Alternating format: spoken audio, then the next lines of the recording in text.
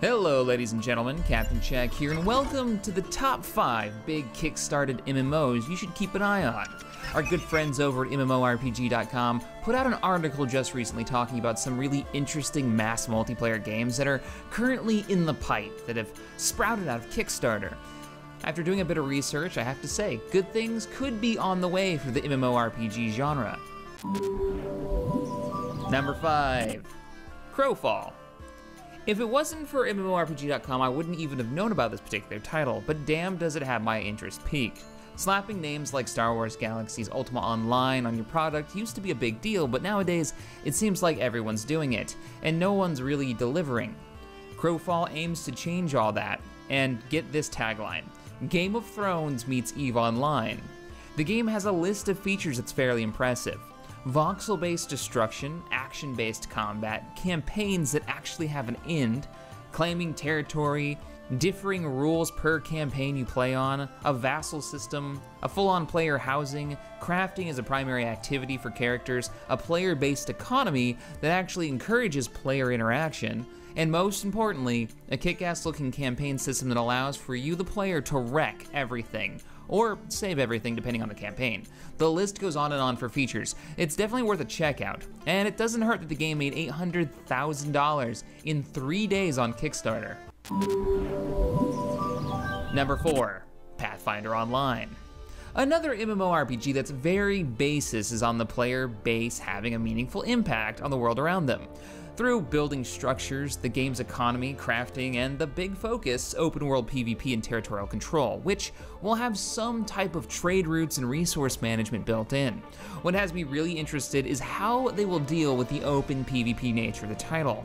Randomly attacking other players without context will damage your character's reputation, affecting your alignment, and can potentially flag the attacker for retribution by others. It can even trigger a bounty system, so you could be a bounty hunter.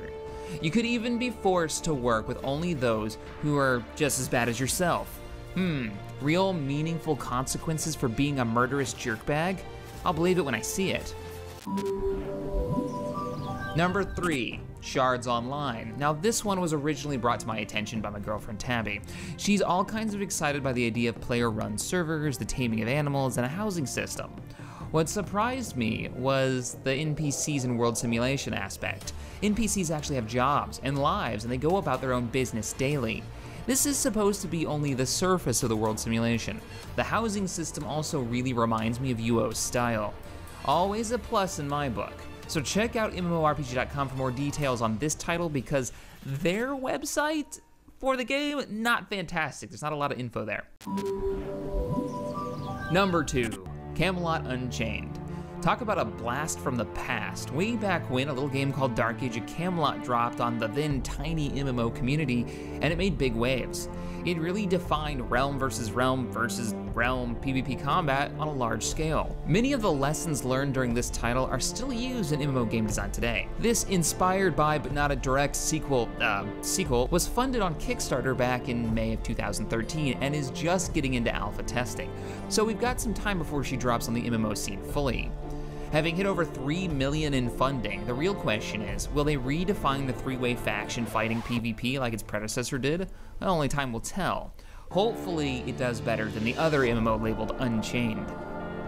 Ugh. And number 1 was Star Citizen. Now, if you're going to have a list of kickstarted MMOs, this one should definitely be on it, and toward the top in my opinion. I've covered Star Citizen at length, talking about everything from the fighter mechanics, head tracking devices, mining, economy, ship design, you name it, here on TGN and my personal channel, the XP Gamers. It's the biggest space sim ever dreamed up, being produced by the man who made the classics like Freelancer. It's boasting multiplayer crewed ships, high-tech damage modeling, FPS gameplay, and a host of other planned features. Some already playable in the pre-alpha Arena Commander title that's publicly available to backers. Will it live up to the insane hype? Well, who knows, but it's still worth keeping an eye on. Well guys, that's 5 kickstarted MMOs that might not have been on your radar, but are worth taking a look at. Have I missed one on your list? Let me know in the comments below.